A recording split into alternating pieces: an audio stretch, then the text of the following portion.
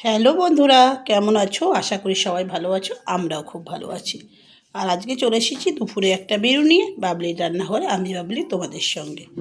তবে তো প্রথমেই দেখিয়ে দিই, বেশি কথা না বলে, দুপুরের মেনুতে কী কী আছে। এখন তো মোটামুটি ভালোই গরম পড়ে গেছে।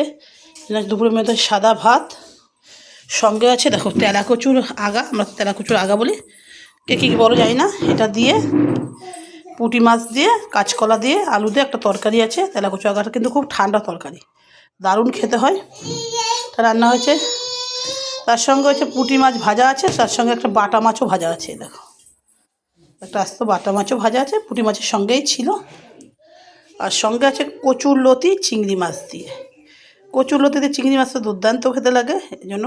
আর এখনকার লতি কিন্তু খুবই কচি, এই জন্য একদম রান্নার সঙ্গে সঙ্গে ঘেটে যায়। এই জন্য হচ্ছে চিংড়ি মাছ দিয়ে কচুর লতি।